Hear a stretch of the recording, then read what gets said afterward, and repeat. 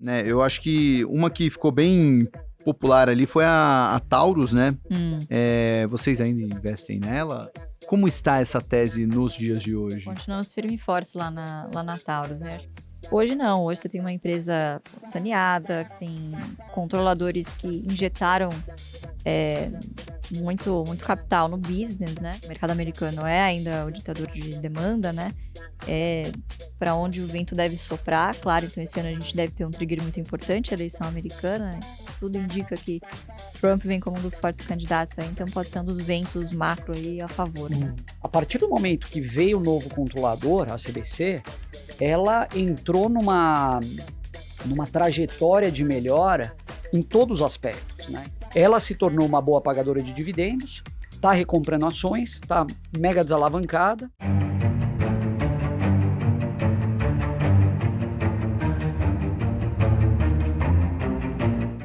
Bom, queria falar de mais algumas teses, não sei se vocês querem escolher, né? Eu acho que uma que ficou bem popular ali foi a Taurus, né? Hum. Vocês ainda investem nela? Sim. E como está essa tese nos dias de hoje? Continuamos firmes e fortes lá na Taurus, né. Acho que o interessante é que a Taurus vem, se consolidando, né, muito mais deixou de ser uma tese de turnaround, né, assim, uma tese tinha muita simetria, obviamente, ainda tem muita simetria, mas era, assim, muito mais arriscado, né. Hoje não, hoje você tem uma empresa saneada, tem controladores que injetaram, eh, muito capital no business, né, e são controladores que sabem o que fazem, né. Então o CBC, obviamente, uma empresa do ramo, então entende muito do setor, né. E uma das vertentes de crescimento que a gente vê hoje, passado essa fase de turnaround, né, é muito a internacionalização com outras fábricas, né. Então já tem a fábrica na Geórgia, o mercado americano é ainda o ditador de demanda, né, para onde o vento deve soprar. Claro, então esse ano a gente deve ter um trigger muito importante, a eleição americana, tudo indica que Trump vem como um dos fortes candidatos aí, então pode ser um dos ventos macro aí a favor, né. Uhum. Você tem o crescimento em outras áreas, geopolíticas complicadas, vamos dizer assim, são áreas que são ainda bastante incipientes em termos militares, mas que têm grandes budgets, né. Então, falando da que está mais iminente aí, que é a fábrica na Índia, né, que fato público aí deu o pontapé inicial lá, né, enfim, acho que esse ano vai ser um ano de ramp up Uhum. para lá.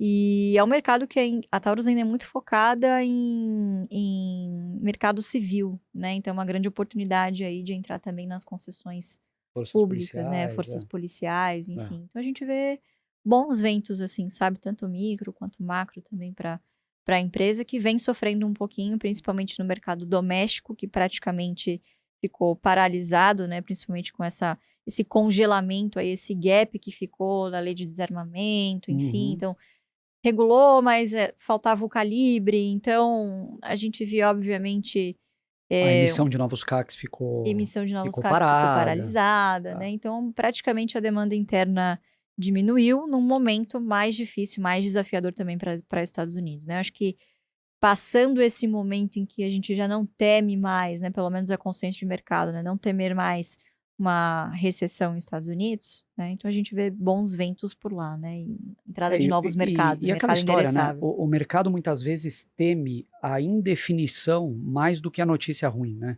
É É, melhor você ter a notícia ruim, mas ter a notícia, do que ficar na indefinição. na Então, eu incerteza. acho que ficou muito tempo essa questão da incerteza sobre o que viraria do mercado nacional, que era justamente o que estava suprindo esse gap do mercado civil americano que estava devagar.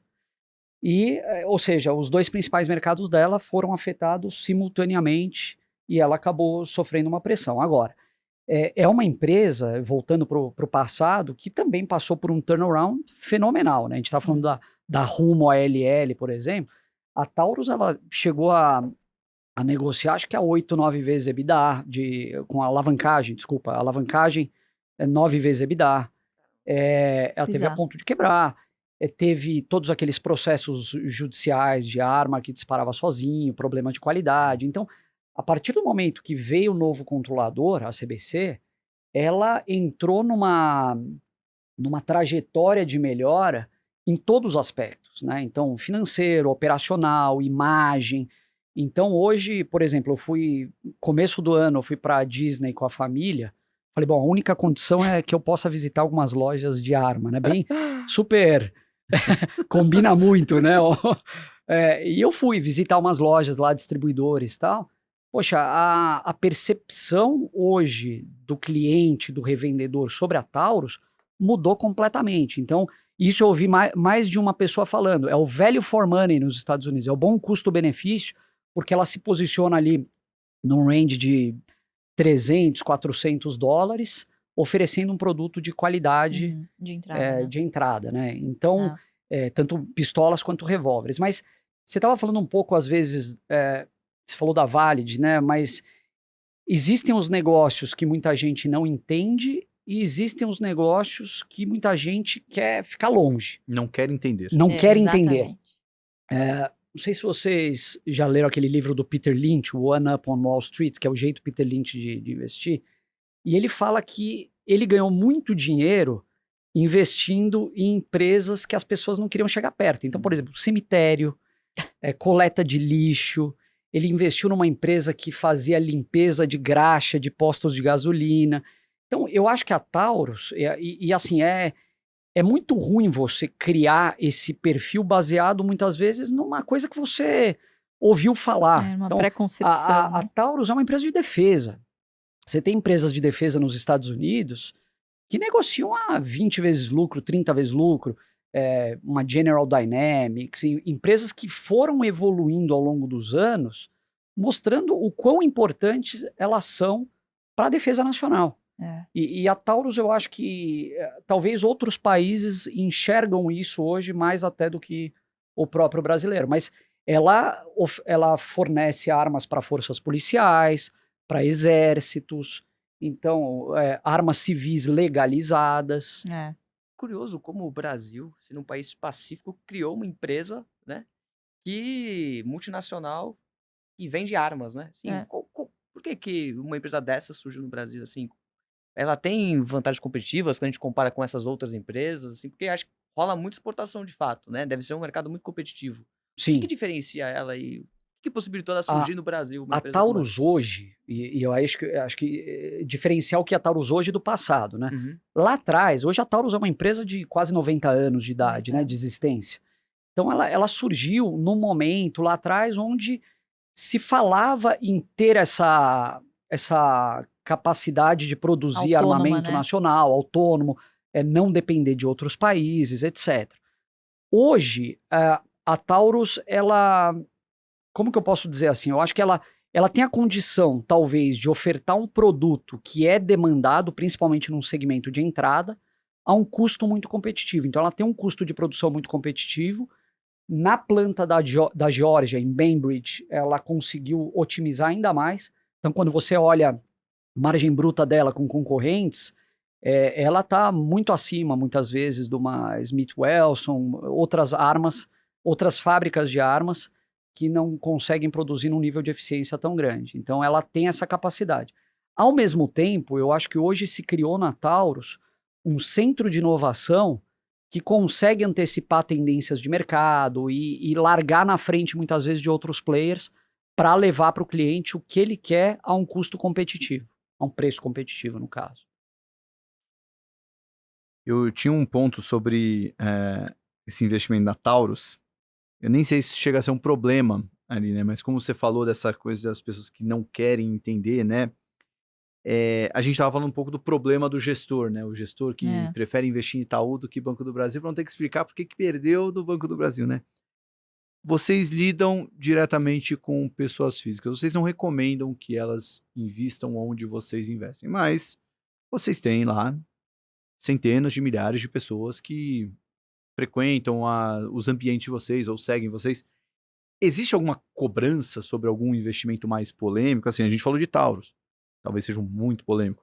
Mas o próprio investimento em uma empresa do governo, será, então vocês fizeram L, sabe aquela coisa meio que... Existe um pouco desse burburinho, vocês lidam com isso? Tem que lidar com isso? Como é que é isso aí? Não, ter que lidar acho que é uma consequência, um efeito colateral de você estar nas redes sociais, né? Uhum. E é mais um dos motivos pelo qual você tem que estar muito seguro, muito convicto do que você está fazendo. Porque a nossa grande preocupação é estar certo na tese, Uhum. né?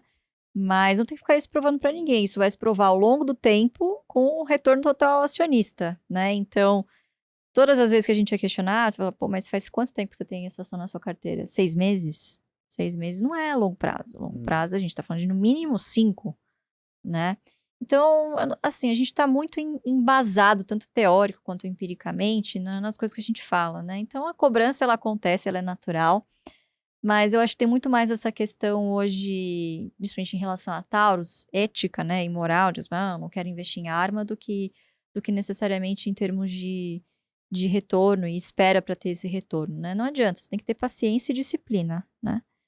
E é isso, são teses de longo prazo, né? Que podem acontecer mais rápido, mas geralmente acabam frustrando as pessoas nessa velocidade, nessa agilidade com que elas acham que esse desdobramento vai acontecer. Então, por exemplo, o Barsi esteve errado em Unipar por 10 anos.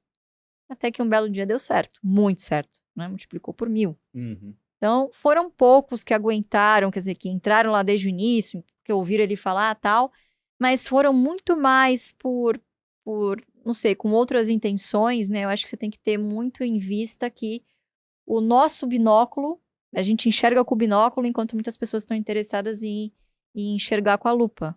Né? Então, talvez é uma questão de calibrar aí o seu binóculo, né? Para onde você quer olhar. A gente está mirando lá na frente, né? Claro, acompanhando o curto prazo, mas com objetivos diferentes, né?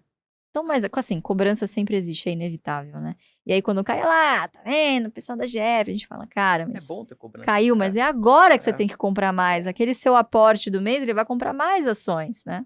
Então, não é algo que preocupa a gente, não. Faz parte. Quer complementar, Felipe? Não, Tá. não. Acho que é isso. E a gente tem consistência no que a gente faz. Então, uma coisa a pessoa entende o motivo porque as coisas meio que se encaixam. Uhum. Dificilmente você vai ver amanhã alguém do AGF investindo numa varejista. Então, isso tá dentro do universo que a gente olha e sempre deixou claro. E, ao mesmo tempo, a Taurus nunca foi um case de dividendos iminentes, nunca foi uma previdenciária. Uhum. É uma oportunidade de dividendo futuro que chegou, e já está né? se concretizando. Já está se né? concretizando. Então, ela se tornou uma boa pagadora de dividendos, está recomprando ações, está mega desalavancada. Então, assim, mas sempre tem, né? Acho que uma coisa que você vai aprendendo cada vez mais ficando velho é não se importar com a opinião alheia, né? Eu acho que Ser fiel às suas convicções. para quem talvez, sei lá, acho que um bom paralelo dá para fazer disso é o treinador de futebol da seleção brasileira, né? Que todo mundo acha que tem uma opinião melhor opinião que o formada, treinador que tá lá, que assim, pode achar que ele é bom ou ruim, mas todo mundo teria um atacante melhor para colocar no lugar do técnico da seleção, né? Então esse questionamento de quem nem tem uma profundidade ou um embasamento tão grande, isso já faz parte em outras áreas. Mas você sabe que é bom pra gente manter sempre o machado afiado, né? É ótimo você ser questionado. É um banho Sim. de humildade que faz parte, né? Semana passada, hein? O que foi isso pra gente, hein, Mate? A nossa querida Vivara. Temos um momento delicado aí, mas faz parte, né? Então... É aquilo que você falou, né? Quando você vai preencher o seu suitability lá, só quando você passa por um momento difícil que você sabe se você consegue ser perseverante, fiel às teses Tipo de ali, né? investidor você é. Exatamente. Exatamente. Tem que entender muito, porque basicamente quando isso acontece, se você não entende muito bem a empresa, você vende, Você vem. né? Você vende. Agora, se você entende as qualidades da empresa, as vantagens competitivas, por que ela tá ali, por que ela é lucrativa, você se sente um pouco mais calmo ao ponto de tomar uma melhor decisão, né? Uhum. E muitas vezes a melhor decisão é não fazer nada, né? Então a gente verdade. ficou, É esperar. Não fazer nada É. também é fazer alguma coisa. ficou quietinho lá. Continuamos ainda. com ela. Continuamos quietinhos ainda. Terminamos a semana bem à frente do Bovespa, né? Mesmo com a sofrência ali da Vivara, mas foi Faz parte. um bom aprendizado pra gente Foi. e pra quem segue a nossa carteira, Sim. né? Foi uma semana interessante.